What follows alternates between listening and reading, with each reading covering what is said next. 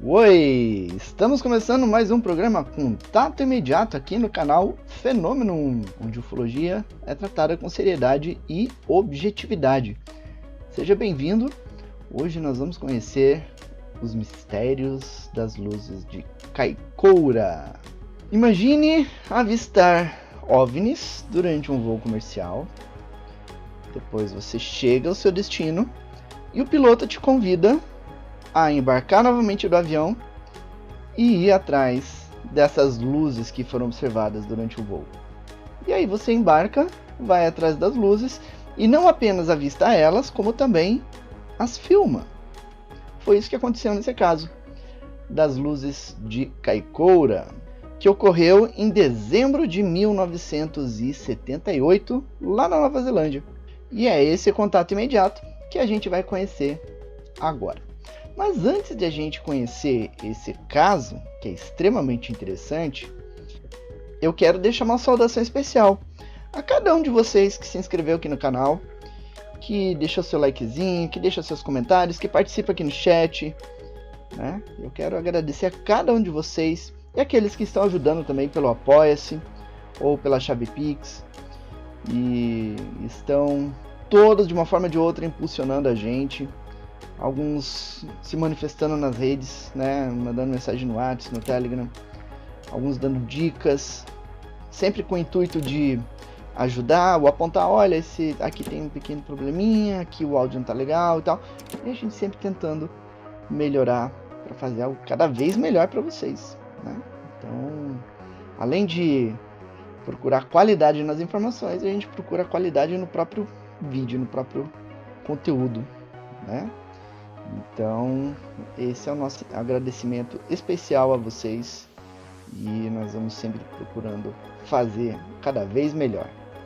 Esse nosso público fenomenal, né, que aumenta a cada dia, deixa a gente cada vez mais feliz e cada vez mais motivado a pesquisar sobre ufologia, tanto aqui para o canal quanto lá para o site, o Fenômeno, e sempre pesquisar as informações, investigar os casos quando eles chegam até nós, casos fresquinhos, e então sempre divulgar essas informações com a maior qualidade possível, né, de forma verificada, com certificando as fontes e tudo. Então isso é muito importante para a gente sempre vai elevando os níveis de qualidade aqui no canal, porque vocês merecem, né?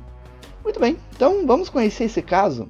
Então o caso das luzes de Kaikoura ocorreu ali na última semana de dezembro de 1978. E ocorreu na região, principalmente na região de Kaikoura, na Nova Zelândia. Você está vendo um mapa da Nova Zelândia. A Nova Zelândia é um arquipélago, né? Então você tem várias ilhas. Naquela ilha maior ali, na região central da imagem, onde tem aquele pontinho vermelho, é onde fica a região de Kaikoura, lá na Nova Zelândia, né? Kaikoura é uma pequena cidade, né, situada a 180 km ao norte de Christchurch, que é outra cidade da Nova Zelândia, e que, de acordo com o censo de 2001, a sua população residente era de aproximadamente 2.104 pessoas. Então perceba, é uma cidadezinha pequena, mas que foi palco aí de uma ocorrência muito significativa, né, como a gente vai conhecer. Aqui a gente está vendo uma foto da região de Kaikoura, né? Então é essa pequena vila, esse pequeno vilarejo à beira-mar, e que tem essa cadeia de montanhas ali ao norte da região ao norte da cidade, né? Então é uma região ali bastante bonita, né? Um marzinho azul, muito bonito, como é característico ali do Pacífico Sul. Então o caso das luzes de Kaikoura, ela se divide em duas datas principais, duas noites. A primeira noite foi em 21 de dezembro de 1978 e envolveu aeronaves comerciais trafegando na região e controladores de tráfego aéreo que captaram nos radares algo estranho. Então tudo começou quando os controladores de tráfego aéreo da Nova Zelândia captaram alvos estranhos na tela de radar, precisamente sobre a região de Kaikoura, né? Isso no turno da noite, de 21 de dezembro. E um dos primeiros controladores a detectar esses objetos foi o controlador John Cord, que a gente vê nessa imagem num dos consoles que ele trabalhava na época. Então ele estava no controle de tráfego aéreo naquela noite e ele captou esses alvos estranhos na tela do radar. E aí ele declarou o seguinte: tudo começou quando assumi o turno da noite no centro ATC de Wellington.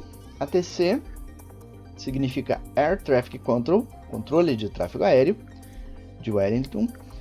E aí ele continua: e com ele o controle de todo o espaço aéreo em uma área que cobre aproximadamente a parte inferior da Ilha Norte e a parte superior da Ilha Sul. À noite, se você quisesse voar nesta área, precisava obter uma autorização minha. Trabalhando comigo estava um colega controlador chamado Andy Herd.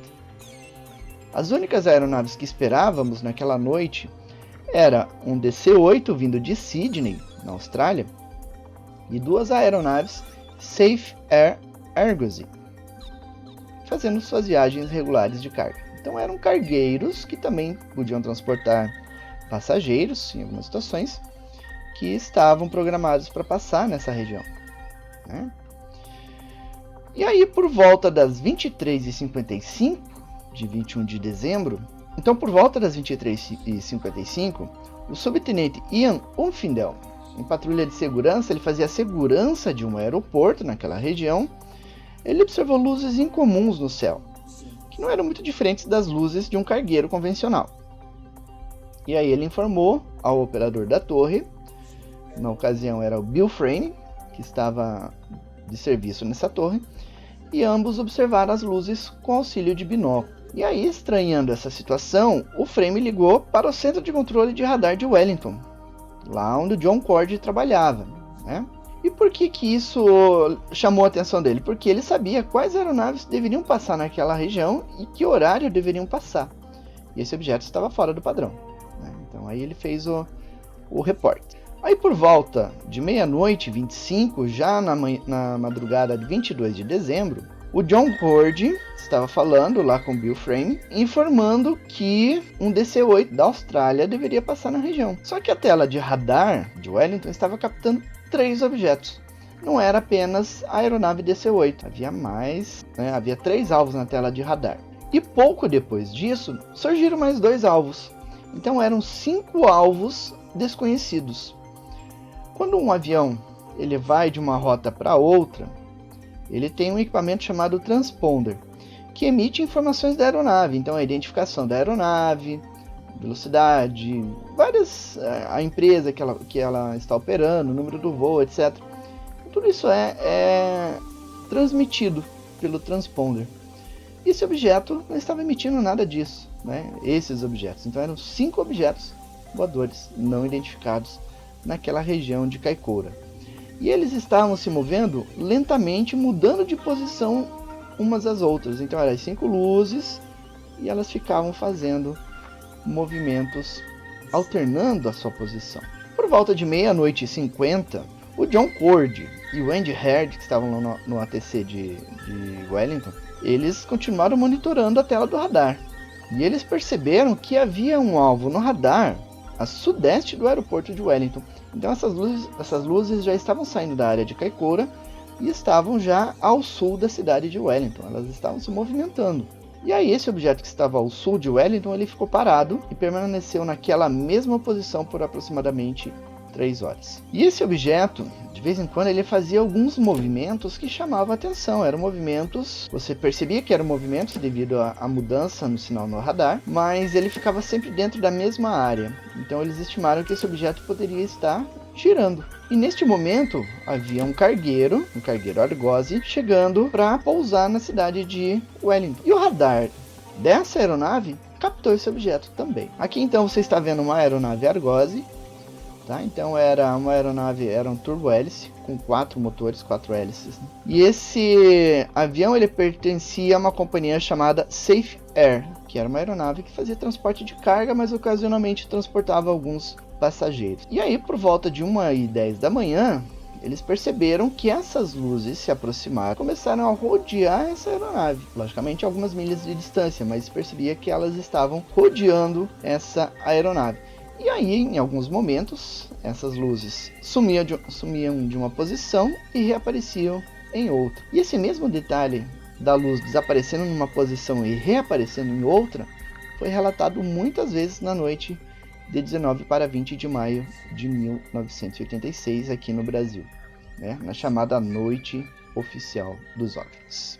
E aí, observando essa luz que desaparecia, eles perceberam que se tratava de um objeto realmente grande, do porte de um avião grande, um avião provavelmente maior que um avião de carga, inclusive. E eles perceberam que ao redor desse objeto haviam luzes brancas que ficavam piscando. Não era o padrão de luz convencional de uma aeronave, o verde, o vermelho na ponta das asas, ocasionalmente um farol, alguma coisa assim. Eram luzes brancas, diferentes do padrão observado no tráfego aéreo. E deste objeto maior, começaram a sair objetos menores em formato de disco que iam descendo em direção ao mar. E todos esses objetos foram captados no radar de bordo da aeronave e nos radares da cidade de Wellington, né? Além de, obviamente, ser observado pela tripulação da aeronave. O piloto da aeronave, chamado John Handlow, depois ele declarou assim aos pesquisadores: consideramos a possibilidade de serem carros ou trens, mas achamos que era algo anormal. As luzes estavam se movendo para trás e para frente em um padrão bastante aleatório, por uma distância de aproximadamente 3 milhas, e eles estavam entrando e saindo. Havia entre 3 e 5 deles. Então ali ele descrevendo o que ele estava avistando, de 3 a 5 luzes que iam surgindo em um padrão aleatório. E curiosamente, essas luzes, elas estavam emitindo feixes de luz para baixo, né? Em direção ao solo, em direção à água na região onde elas estavam aparecendo. Às vezes era uma luz muito intensa que cobria uma grande área. Era como se eles estivessem iluminando uma área ou procurando alguma coisa naquela área. E aí, ocasionalmente, havia um movimento vertical. Às vezes o objeto subia, às vezes descia.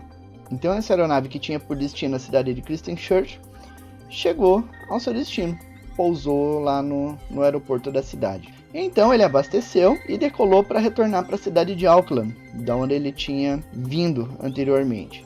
E aí, na região de Kaikoura, o radar de bordo da aeronave, um radar meteorológico, captou 3 OVNIs na rota de voo da aeronave. E aí, quando estava passando numa região chamada Cabo Campbell, esses objetos simplesmente desapareceram. E aí acabaram reaparecendo atrás da aeronave. Isso foi captado pelos radares do controle de Wellington. E o curioso é que essa aeronave estava na frente e os objetos estavam atrás, mas estavam alinhados com a aeronave. Eles não estavam dispersos aleatoriamente, eles estavam alinhados, mostrando que havia algum tipo de inteligência conduzindo esses objetos. E aí, um desses objetos, ele agiu de uma forma ainda mais inteligente, porque ele foi seguindo o avião e seguiu em direção ao norte. Era um objeto maior. O sinal dele no radar era maior. Diante da estranheza do fato, o controlador de tráfego aéreo, o John Cord, pediu que o piloto fizesse uma manobra de 180 graus. Então o avião estava indo, e aí o avião faz uma curva para voltar no mesmo sentido de onde estava vindo. Ele vem em sentido contrário. Se ele fizesse isso, ele iria ver os objetos que estavam seguindo ele. E aí, quando eles completaram essa manobra, os pilotos viram que havia um objeto de cor âmbar que piscava lentamente e estava vindo na rota de aproximação do avião.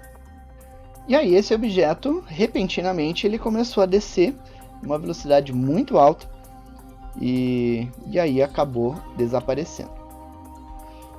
E aí, então, esse objeto desapareceu dos radares, desapareceu visualmente, não era mais visto, e os pilotos retomaram a sua trajetória de voo.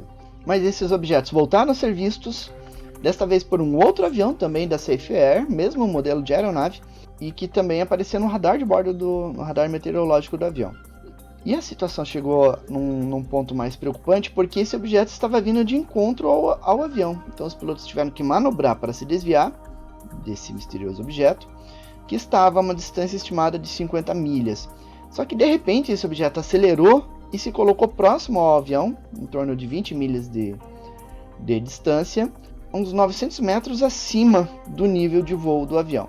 Então os pilotos subiram a altitude e ficaram emparelhados com esse objeto. E aí eles descreveram esse objeto como algo muito brilhante, mais brilhante que a Lua, e que tinha um formato de pera, e foram acompanhados aí ao longo de 10 ou 12 minutos durante o voo. Essa aeronave ela tinha como destino a cidade de Christchurch, onde o outro avião tinha passado. E aí pouco antes de pousar nessa cidade, o piloto, o Verne Powell, que comandava esse avião, ele ligou o radar meteorológico da aeronave. E aí ele captou a presença de um objeto que estava passando rapidamente pela tela do radar. E olha que interessante, para cruzar uma determinada área do radar, ele levou de 5 a 7 segundos. E sabendo a amplitude de alcance do radar, o tempo que o objeto passou, os dados de distância que ele tinha ali, foi possível calcular a velocidade desse objeto. Ele calculou a velocidade desse aparelho em 10.800 nós, algo em torno de 38.800 km por hora. É uma coisa absurda. Por exemplo, um dos objetos que apareceram na noite de 19 de maio de 1986 aqui em São José dos Campos, aliás, em Goiás, que foi perseguido por um caça, atingiu uma velocidade entre 15 e 18 mil km por hora. Esse objeto atingiu o dobro dessa velocidade. É algo surreal, é algo absurdo, né?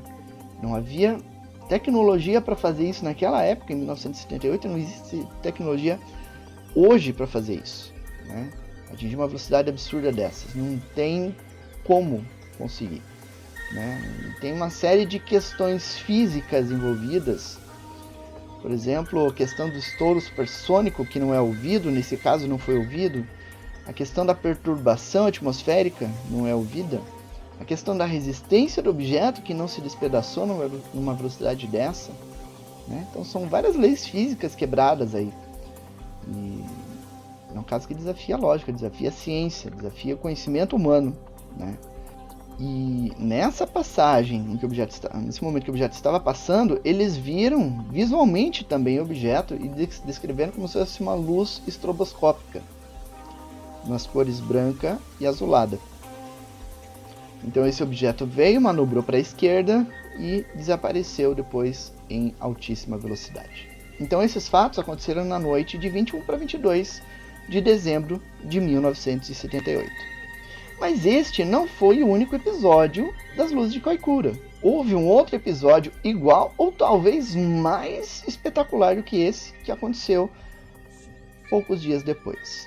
Mas antes de a gente conhecer esses outros fatos relacionados às Luzes de Kaikoura, deixa aquele likezinho para mostrar que você está gostando desse caso. E se acaso você não é inscrito, né, se inscreve aqui no canal. Ativa o sininho para receber as notificações, deixa aquele seu likezinho, aquele seu comentário legal, para ajudar a gente a impulsionar aí no YouTube e divulgar essas informações que são fascinantes. Pois bem, então vamos conhecer esse episódio aí de 30 de dezembro de 1978, um avião de carga, também um Argosy, que ele tinha uma denominação, um nome, uma identificação como Merchant Enterprise. Ele partiu da cidade de Wellington. Então, o avião é exatamente esse que a gente está vendo na foto. Atualmente ele está preservado, né? A gente vai saber o que aconteceu com ele depois, no final do vídeo. Mas, inclusive, você pode visitar ele se você quiser. A gente vai dar detalhes ao final. Então, é exatamente essa aeronave que se envolveu nesse incidente da noite de 30 para 31 de dezembro de 1978. E a bordo dessa aeronave, você tinha o capitão Bill Startup, este senhor à direita, e o copiloto dele, o Bob Guard, ali à esquerda. Eles eram os pilotos a bordo naquela noite. A bordo também havia uma unidade de TV da Austrália, do canal 010 Network. E eles iriam fazer uma reportagem sobre os avistamentos ufológicos que aconteceram algumas noites antes, né, na noite de 21 para 22 de dezembro. Então, quando o avião decolou e aí eles estavam a nordeste da Ilha Sul, os pilotos observaram um estranho objeto no céu, mais ou menos nas mesmas condições ocorridas dias antes. E aí ele informou aos presentes, à equipe de TV, que já se colocaram a postos e começaram a observar também o que estava acontecendo. O Quentin Fogarty, que é este senhor que a gente observa aí, ele era repórter da TV australiana e que estava fazendo a reportagem sobre aqueles incidentes. E ele viu uma fileira de 5 luzes brilhantes que pulsavam e cresciam do tamanho de um pontinho. Então, o que ele via era inicialmente um pontinho e se tornavam grandes, muito visíveis, né? Então, era como se pulsasse aquela luz, aumentasse de tamanho e diminuísse. Outra pessoa que estava a bordo era o David Crockett, que era um dos técnicos da televisão, operador de câmera, cameraman. E aí ele declarou assim: enquanto estávamos filmando um stand-up para a câmera, o capitão Bill Startup gritou para nós que nós deveríamos ir para o convés de voo imediatamente, pois estava acontecendo algo de novo. Aquele primeiro fenômeno das luzes aumentando e diminuindo, ele se dissipou. E aí surgiu um novo fenômeno e aí o piloto chamou eles para observar esse novo fenômeno, né? E neste momento, os radares da cidade de Wellington captaram um outro objeto que estava seguindo a aeronave. Então, as mesmas condições da outra semana estavam se repetindo, né? O avião passando na mesma trajetória de voo, mesma posição, mesmo local e tudo. E agora um objeto seguindo essa aeronave. E aí o que o piloto fez? Ele fez uma manobra de 360 graus, que consiste em fazer uma curva completa para voltar e depois retoma a sua trajetória de voo. Se ele fizesse isso, ele iria ver o que estava seguindo a sua aeronave. E aí, enquanto ele fazia essa manobra, o controlador de voo informou mais ou menos assim: Serra Alpha Eagle, você tem um alvo em formação com você. O alvo aumentou de tamanho. Isso significa que esse objeto se aproximou da aeronave, a aeronave estava passando e o objeto estava atrás e um pouquinho ao lado da aeronave, né, seguindo a aeronave de perto. E esse objeto tinha aumentado de tamanho na tela de radar, o que já é algo bastante estranho, né? Aumentar o tamanho na tela de radar. Isso não tem uma explicação lógica para isso. E aí então a equipe de televisão tentou filmar esse objeto, mas como havia muita luz de sinalização da aeronave, ficou ofuscado e eles não conseguiram pegar um bom ângulo desse objeto, até por causa da posição em que ele estava. O comandante ele desligou as luzes da aeronave, da parte externa, as luzes de sinalização, e aí eles conseguiram fazer uma filmagem legal desse misterioso objeto. Essa primeira filmagem tem alguns segundos, em torno de 30 segundos de duração, né, registrando esse misterioso objeto. E aí, então o avião se aproximou do destino, a aeronave pousou lá em Christchurch, e até o momento do pouso, quando esse objeto estava acompanhando a aeronave, ele foi captado pelos radares. E aí aconteceu o seguinte: quando eles pousaram lá, a equipe de reportagem iria ficar na cidade, né? Mas aí o comandante convidou: não quer decolar com a gente de novo e fazer um registro desses objetos? E aí a equipe topou, decolaram novamente e foram tentar filmar esses objetos de novo. A decolagem ocorreu às 2 horas e 16 minutos de 31 de dezembro. Cerca de 3 minutos depois dessa decolagem, eles já observaram essa luz. Era uma luz brilhante e arredondada que se colocou à direita do avião. E o radar, tanto o radar de bordo quanto o radar de solo, indicaram que esse objeto estava a 18 milhas de distância da aeronave. E aí então eles fizeram um voo em paralelo, o objeto e o avião voando, né, em direção a Auckland, uma distância separando os dois em torno de 18 milhas. Então esse objeto ele acompanhou o voo da aeronave ao longo de 25 minutos, lado a lado, a 18 milhas de distância. Era muito inteligente, né, acompanhando a aeronave. O Quentin Fogarty, o repórter que estava presente, ele descreveu assim posteriormente para os pesquisadores: a experiência em si foi extraordinária. Estar no convés de voo apertado e barulhento do Argosy, descendo a costa na calada da noite, foi emocionante, pelo fato de uma fileira de luzes pulsantes e hipnóticas pairando do lado de fora da janela. E isso colocou tudo em outro nível. Muito bem, então vamos dar uma olhadinha em como foi essa filmagem, o que eles registraram de significativo naquela noite. Confira.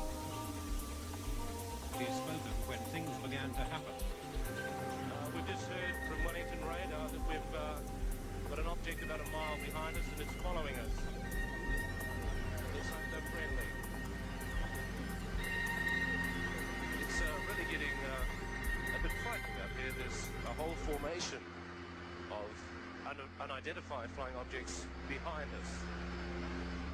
But there were closer encounters to come. On the return journey from Christchurch, Fogarty spotted another object. It's extremely bright, much brighter than any of the other stars in the sky. Now it's just dimmed, it's gone. It's back again, it appears to be going behind cloud. I can't quite make up whether in fact it's going behind cloud or whether in fact the light is just dimming. No, it's such a bright light, it's lighting up the clouds around it. It's by far the best of the unidentified flying objects we've seen so far.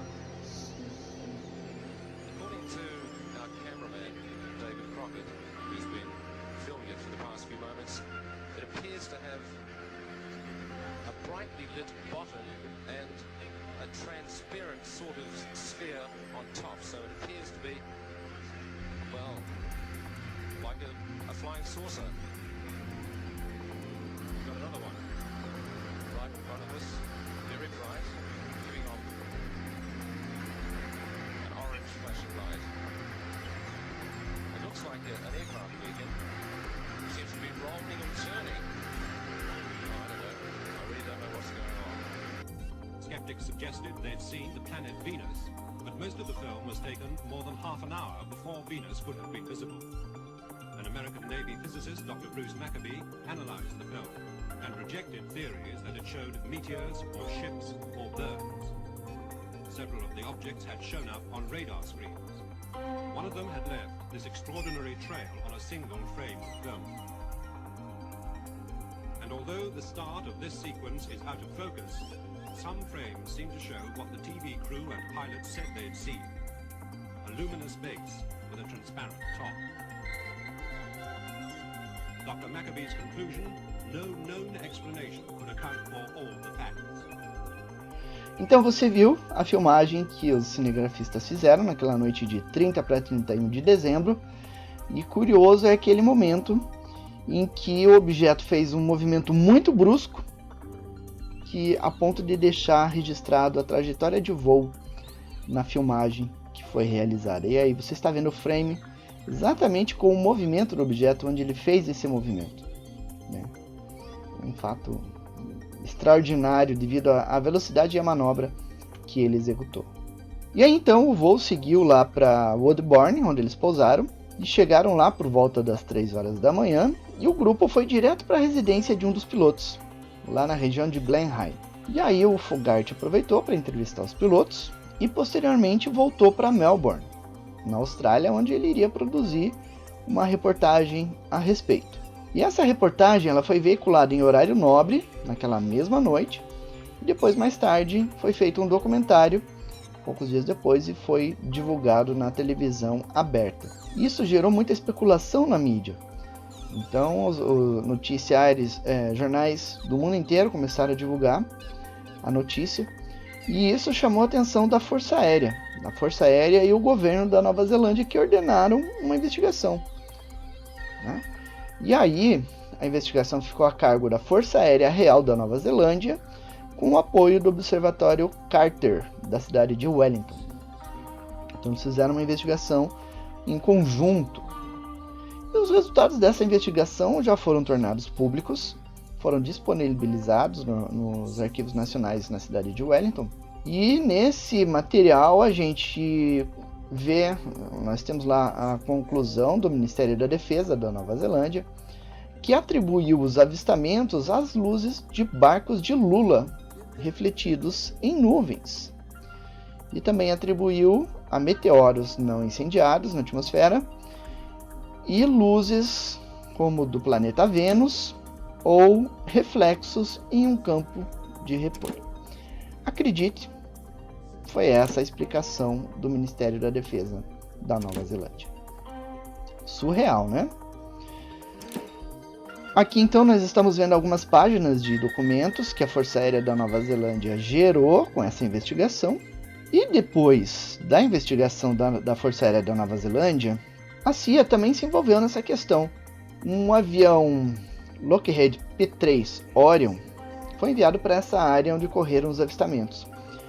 Isso já dias depois desse avistamento principal, né? Então o avião americano foi lá, fez levantamentos, investigações. A investigação ficou a cargo da CIA. E eles concluíram, isso é uma conclusão da CIA, revelada nesses documentos, que esses avistamentos eram únicos entre relatos de OVNIs civis. Grande quantidade de evidências documentais, que inclui a lembrança de 7 testemunhas, 2 gravações em vídeo, detecção de alguns alvos de radar terrestres e aéreos incomuns, e um filme colorido de 16 milímetros. Então, todo esse material substancial a CIA considerou como algo relevante no seu material. E aí considerou o caso como, inexplicado, um caso bastante intrigante. Curiosamente, em 2009, o governo da Nova Zelândia liberou documentos ufológicos que antes eram confidenciais, inclusive várias dezenas de páginas sobre os documentos do caso Kaikoura. E nesses documentos, a Força Aérea conclui que o fato é intrigante e inexplicável, ou seja, contradiz a versão oficial que ela mesma divulgou anos antes. Aqui mais uma página de documentos, da Força Aérea da Nova Zelândia. Aqui um croquis de voo indicando a posição dos elementos, a posição da costa, barcos, etc. E aí, além das investigações feitas pelos militares, ufólogos também fizeram suas investigações. Um dos ufólogos envolvidos na investigação foi o Bruce Maccabee, este senhor que a gente observa na imagem, que é especialista nesse tipo de análise de imagens e vídeos e tudo. E ele investigou esse caso, entrevistou as testemunhas, foi até a Nova Zelândia fazer investigação. E ele concluiu que as explicações apresentadas pelo governo e por céticos negacionistas, que tentaram a todo custo derrubar o caso, nenhuma delas se sustentava. O caso era legítimo, e é legítimo, e eram objetos sólidos, reais, com comportamento inteligente, e uma tecnologia altíssima, e que foi registrado em filmagens pela equipe lá de televisão lá da Austrália, de Melbourne, na Austrália. Então, essa é uma investigação que ele fez e ele chegou a essa conclusão. E aí uma coisa curiosa é que as testemunhas elas sofreram um blocado por causa desse caso, As principais testemunhas que falaram sobre o caso.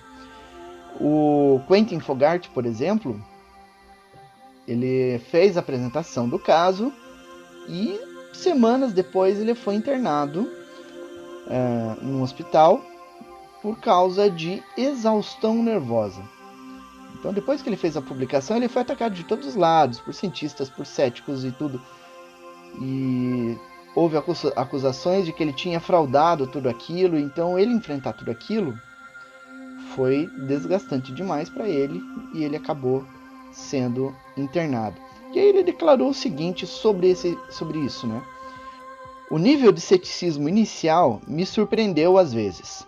Eu certamente não esperava ser acusado de inventar a coisa toda. Isso foi profundo. Ainda é. O tabloide diário local em Melbourne me chamou de repórter UFO, e isso ficou por um curto período de tempo, mas não demorou muito para eu voltar ao meu papel como jornalista de TV, relatando assuntos mais mundanos. Então aqui uma imagem do Quentin Fogart, mais recentemente, em 2020, quando ele fez uma declaração sobre o caso. O Bill Startup, que era o comandante de voo, ele teve um derrame 3 anos após esse incidente, e aí ele teve que se aposentar das viagens aéreas, do tráfego aéreo e tudo.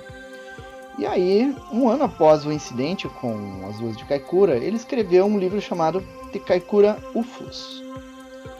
E a intenção dele com esse livro era esclarecer a desinformação que estava circulando sobre o incidente, principalmente vindo da ala negacionista, a ala cética e tudo mais. Então aqui é o Bill Sturt, é uma imagem de 2010, a bordo do próprio avião que ele pilotou naquela noite. Nós temos também a Negaire Crockett, que era operadora de som naquela equipe a bordo do avião naquela noite. A Negaire Crockett, ela era a esposa do David Crockett, que era o cameraman. E logo após esse incidente, o casal se separou, né? Logo após a ocorrência desse fato. E a Negaire, ela descreveu da seguinte forma: esse filme mudou minha vida? Acho que sim. Tivemos telefonema após telefonema e pessoas batendo na nossa porta. David e o repórter ficaram tão obcecados que o foco era tudo o que eles falavam. Eu desliguei porque tínhamos 5 filhos e isso estava afetando todas as nossas vidas. Então, esse avistamento ufológico, ele colocou uma certa obsessão em torno do David Crockett e do repórter, e isso tomou muito tempo deles naquela época, gerando problemas no relacionamento, né, da Negaire com o David Crockett. E o resultado foi a separação do casal. Então aqui é a Negaire Crockett, hoje ela já casou de novo, né? O nome dela agora, o sobrenome dela é Gilmore, então é Negaire Gilmore, e que fez declarações recentes também sobre esse caso. Aqui nós vemos o David Crockett, que era o cameraman, numa imagem da época. Agora, atualmente, o David Crockett vive no Havaí e trabalhou como produtor de mangas e tudo. E ele fez um documentário sobre o incidente e deu várias palestras sobre o caso em vários eventos ao redor do mundo. E ele tem planos de fazer um novo documentário sobre esse caso que, como vocês viram, é realmente fascinante. E aí ele declarou assim: o efeito que esse avistamento histórico teve em todos nós certamente incluiu uma boa quantidade de estresse. Quanto a mim, fiquei sem dormir por várias noites, e depois de ter realizado várias palestras no exterior sobre este avistamento, fiquei bastante deprimido. Então perceba que esse avistamento gerou danos, né, ao David Crockett e a Negaire Crockett, e não foi nada legal, né, tanto pro repórter também, que teve aquela exaustão nervosa, né, em função do que eles vivenciaram naquela noite. O David Crockett, ele declarou o seguinte também: isso mudou substancialmente minha vida. Naquela época, na história do fenômeno UFO, os céticos pensavam que éramos loucos e nos criticavam de várias maneiras. Em 1978, a maioria das pessoas não considerava seriamente que esses eram objetos reais e podem até se originar de outros planetas. Então essa é a declaração do David Crockett, uma das testemunhas centrais desse caso. E aqui nós vemos uma foto dele, atualmente. Outra pessoa que fez declarações mais recentes foi o jornalista de TV Dennis Grant. Este senhor que a gente observa nessa imagem. Grant trabalhava na TV One, lá na Austrália. Agora essa televisão ela tem o nome de TV NZ One, lá em Christchurch. E atualmente então ele mora na Austrália. E aí ele declarou assim: eu era um jovem jornalista naquela época, entusiasmado com o zelo de contar histórias não contadas, e ajudei a contar essa história. Mas o resto do mundo, os cientistas, os oficiais, os militares, e o mais triste de tudo, para mim, a mídia, foram todos consumidos com indiferença. Então ele criticou a forma como a imprensa levou essa questão, né? Mesmo com tanto fato e com as comprovações visuais, as imagens, com as comprovações sociais, as testemunhas, com as comprovações eletromagnéticas, que é a detecção de radar, tudo isso não serviu de nada para a imprensa. E agora então o Argosy, o Merchant Enterprise. O Argosy ele foi desativado, ele não voa mais. E ele ia ser desmantelado pela companhia aérea, mas um cineasta da região de Blenheim, chamado Paul Davidson, comprou a aeronave e mantém ele em exposição no quintal da casa dele, onde ele abriu uma cafeteria e oferece uma experiência de visitação a essa aeronave.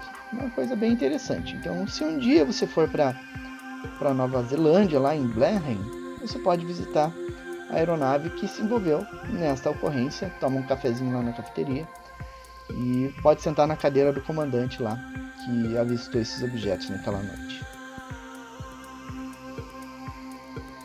E este foi o caso das luzes de Kaikoura. Nós temos os avistamentos, temos detecção de radar, temos filmagens, temos objetos fazendo movimentos e atingindo velocidades que hoje, mais de 40 anos depois, ainda não se alcança.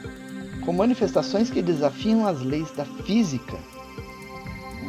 Por isso, talvez que tanto negacionista, tanto cético e os próprios militares têm medo de encarar essa questão, encarar fatos e fenômenos como esse, como realmente devem ser tratados. Se um fenômeno como esse é inteligente, demonstra uma tecnologia altíssima que nós não temos, se não é fabricado na Terra, obviamente, se não é origem nossa, é origem alienígena. Agora, se é extraterrestre, intraterrestre, viajantes do tempo, ultradimensionais, seres marinhos e tantas outras teorias que existem, aí isso a gente precisa descobrir. Aí entra a necessidade da investigação. Mas nenhum negacionista pode dizer que um fenômeno desse não seja de origem alienígena. E agora eu pergunto a você, gostou desse caso? Eu gostei, eu gosto muito desse caso.